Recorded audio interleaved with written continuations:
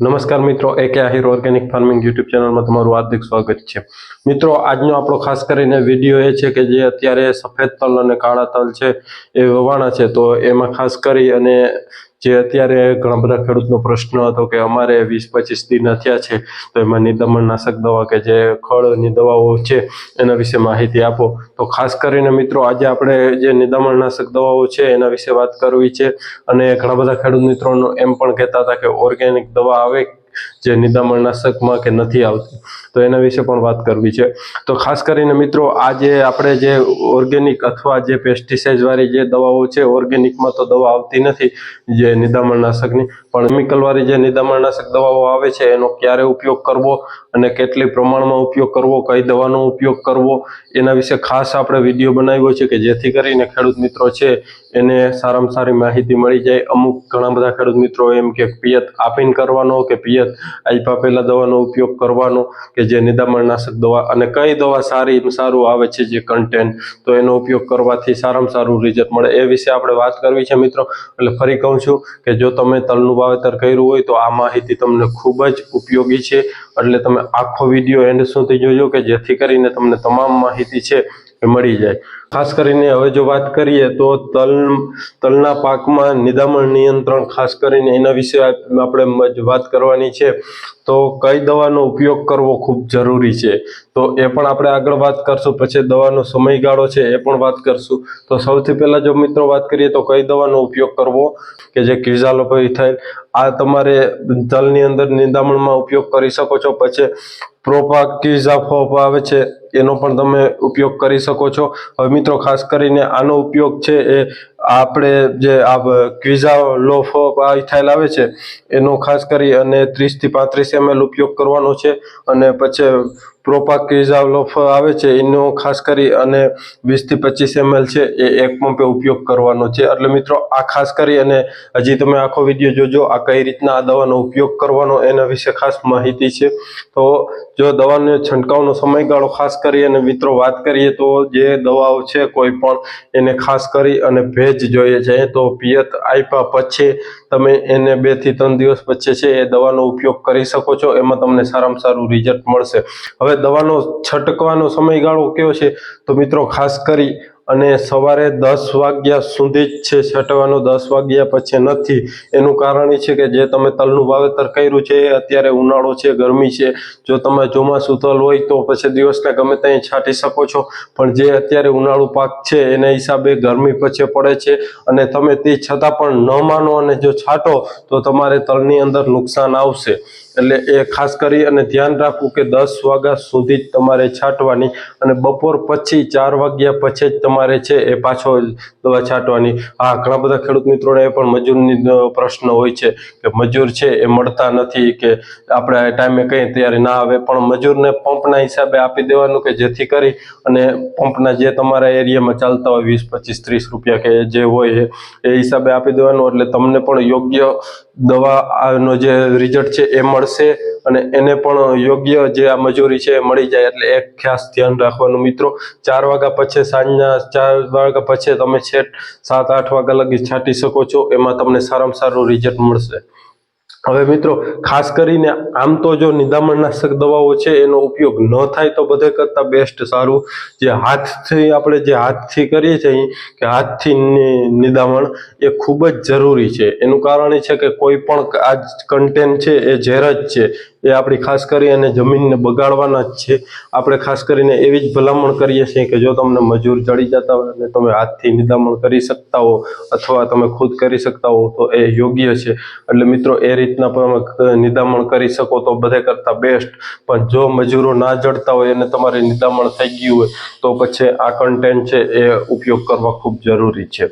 હવે મિત્રો, ખાસ કરી અને આંતરખેડની વાત કરીએ તો આંતરખેડ શું છે મિત્રો, કે તમારે જે આપણે સેમ્ભર કહીએ છીએ કે ક્યારાની અંદર જે છાંટેલા તલ હોય છે અથવા સેમ્ભર ટ્રેક્ટરથી વાવેલા હોય છે, એમાં જે આપણે એમ કહીએ કે આંતરખેડ સાતી ના હાલી શકે, પણ જો તમે લાઈનથી વાવેલા તલ હશે તો એમાં સાતી હાંકી નાખશો અને પછી નેતશો તો એ તમને સલબું પડશે, એમાં નિંદામણનાશક દવાઓનો પણ ઉપયોગ નહીં થાય, તમારી જમીન પણ નહીં બગડે અને તલને પણ નુકસાન નહીં થાય। મિત્રો, ગમે એવું હોય છે પણ જે આ ઝેર આવે છે એ જમીનને અને તલને નુકસાન તો કરે જ છે એ આપણી ખાસ કરીને ભલામણ છે. જો એ શક્ય હોય તો નિદામણ કરી જ નાખો આજથી, અને ન શક્ય હોય તો પછી આનો સહારો લેવો પણ જરૂરી છે, નકર ઉત્પાદન નહીં થાય અને ખળ વધી જાય. એટલે આપણી ભલામણ પહેલી એવી છે કે આનો ઉપયોગ ન કરવો, હાથથી જ નિદામણ કરો. અને મિત્રો આંતરખેડનું તમને કહી દીધું કે જે આપણે આગળ કીધું કે લાઈનથી વાવેલું હોય તો એમાં બધે કરતાં સારું અને સારામાં સારું રીતના એમાં સાથી આલી શકે છે, બળદથી, ટ્રેક્ટરથી, મિની ટ્રેક્ટરથી. એટલે એને ખૂબ જરૂરી છે અને એનાથી પણ નિદામણ કંટ્રોલ થઈ જાય છે. હવે મિત્રો દવા છાંટતી વખતે શું શું કાળજી રાખવાની એના વિશે જો ખાસ કરીને વાત કરીએ તો ઘણા બધા ખેડૂત મિત્રો છે એ આપણે એમ કહીએ કે જે આ કેમિકલ વાળી દવાઓ છે કે જે નિદામણનાશક એની સાથે વર્ધીની, ફ્લાવરિંગની કે કોઈ પણ આડેધડ ઉપયોગ કરે છે. મિત્રો આ રીતના ઉપયોગ ન કરવો જોઈએ. એનું કારણ એ છે કે આ છે એ કેમિકલ ફૂલ આકરા આવે છે. હવે આ કેમિકલને હિસાબે તમે બીજી કોઈ પણ દવાઓ જે તલ છે એના પાંદડા ઉપર પડે અને તલમાં જાય એવી છાંટો એટલે એની સાથે આ પણ જાય છે, એટલે તલમાં તમારે છે એ પીળા પડી જાય છે, સુકારો આવી જાય છે. આવા બનાવો બનતા હોય છે દવાને હિસાબે. એટલે ખાસ કરી અને કાળજી રાખવાની જો વાત કરીએ તો આ બે દવાઓ છે એની સાથે કોઈ બીજી દવાઓનો ઉપયોગ કરવાનો નથી, અને એની સાથે ખાસ કરી અને જે સારામાં સારા સ્ટીકરો આવે છે એનો ઉપયોગ કરવાનો કે જેથી કરીને રિઝલ્ટ સારું મળે. સ્ટીકર સિવાય કોઈ પણ બીજી દવા આની સાથે મિક્સ ન કરવી. માત્ર સ્ટીકર અને આ કે જે 30 થી 35 ml અને જે 20 થી 25 ml છે એમાં 5 ml સ્ટીકર નાખી અને બીજી કોઈ દવાનો ઉપયોગ ન કરો અને એનો જ સ્પ્રે કરશો એટલે તમારે નિદામણમાં સારામાં સારું રિઝલ્ટ મળશે.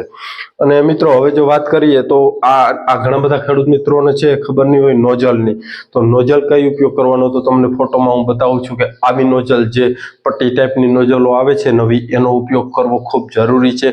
જે 6 હોલવાળી આવે છે નોઝલો જે આજથી વર્ષોથી વાપરીએ છીએ એના કરતાં આ નોઝલોનું ખૂબ સારામાં સારું રિઝલ્ટ છે. એટલે મિત્રો આવી નોઝલોનો ઉપયોગ કરવો ખૂબ જરૂરી છે. અને આ નોઝલોથી ઉપયોગ કરશો એટલે તમારે છે એ તલની અંદર નિદામણનાશક દવાઓ છે એ જે છાંટકાવ કરતા હશો ત્યારે જે આમ કહીએ તો આખા ક્યારાની અંદર લઈ લઈએ છે અને ખૂબ સારામાં સારું રિઝલ્ટ આપે છે. કોઈ પણ જગ્યાએ તમને આ છે એ નોઝલ મળી જશે અને ત્યાંથી લઈ લેવી. હવે મિત્રો ખાસ કરીને આપણે આ જો એના વિશેનો જ વિડીયો હતો કે આ બે જે કન્ટેન્ટ છે એ નિદામણનાશકમાં ખૂબ જરૂરી છે કે આનો તલમાં જે આપણે દવા છાંટે છે તો એનો ઉપયોગ કયા સમયગાળામાં કરવાનો, તો ખાસ કરી અને 20 થી 25 દિવસના તલ હોય છે ત્યારે તમે આનો ઉપયોગ કરી શકો છો. પિયતમાં પણ ઘણા બધા ખેડૂત મિત્રોને ખબર ન હશે અને ના હોય તો ખાસ કરીને કહી દઉં કે જે તલ છે એની ઉપર પાણી ના પડે એ ખાસ ધ્યાન રાખજો. ત્રીજું, નકર તલ છે એનો ઉપરનો જે લેપ હોય છે કે જે લાર જેવો એ ધોવાઈ જાય છે એટલે તલ છે એ પીરા પડી જાય છે. એ ખાસ ધ્યાન રાખો. નિદામણનાશક દવા કઈ ઉપયોગ કરવાની ઘણા બધા ખેડૂત મિત્રોના ફોન કોલ, મેસેજ પણ આવતા હતા અને કોમેન્ટો પણ હતા. એટલે ખાસ કરીને મિત્રો એના માટે આપણે આ વિડીયો બનાવી નાખ્યો કે જેથી કરીને આવનારા સમયમાં હજી ખેડૂત મિત્રોને તલનું વાવેતર કર્યું છે થોડાક દિવસોમાં અથવા હજી પણ ઘણા બધા ખેડૂત મિત્રો ચાલુ છે, પિયત ચાલુ છે, તો મિત્રો એની અંદર પણ અત્યારેથી જો આ વિડીયો બનાવીએ તો આવનારા સમયની અંદર કામ લાગે. હવે મિત્રો ખાસ કરીને પણ તમારો કોઈ પણ પ્રશ્ન હોય તો આપણું વોટ્સએપની અંદર એક ગ્રુપ છે કે ગ્રુપની વિડીયોના ડિસ્ક્રિપ્શનમાં ત્યાંથી તમે ગ્રુપમાં જોડાઈ જાઓ અને વધારાની માહિતી કોઈ પણ તમારે જોતી હોય તો ત્યાંથી તમને મળી જશે મિત્રો. એટલે ખાસ કરી અને એના માટેનો જ આપણો આ વિડીયો હતો. અને આ વિડીયો તમને ગમ્યો તો વિડીયોને લાઈક કરી દેજો અને ખાસ કરીને કોમેન્ટ સારામાં સારી કરી દેજો.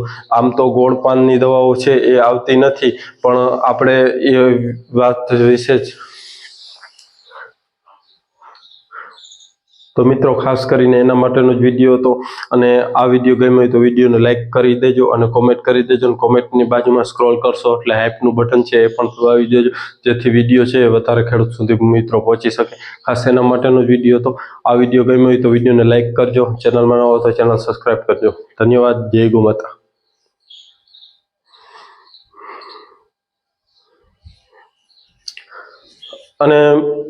અને મિત્રો ખાસ કરીને ઘણા બધા ખેડૂત મિત્રોનો એ પ્રશ્ન હતો કે ગોળ પાનની દવા શું?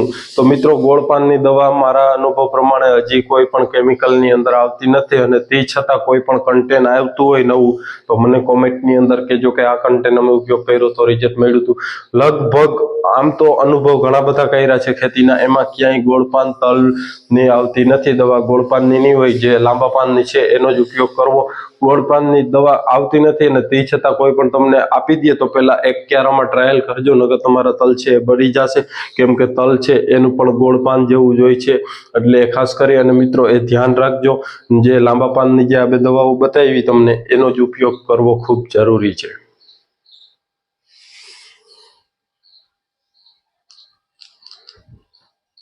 મિત્રો ખાસ કરીને એના માટેનો જ વિડીયો હતો, અને આ વિડીયો ગમ્યો હોય તો વિડીયોને લાઇક કરી દેજો અને કોમેન્ટ કરી દેજો, અને કોમેન્ટની બાજુમાં સ્ક્રોલ કરશો એટલે હાઇપનું બટન છે એ પણ દબાવી દેજો, જેથી વિડીયો છે એ વધારે ખેડૂત સુધી મિત્રો પહોંચી શકે. ખાસ એના માટેનો જ વિડીયો હતો.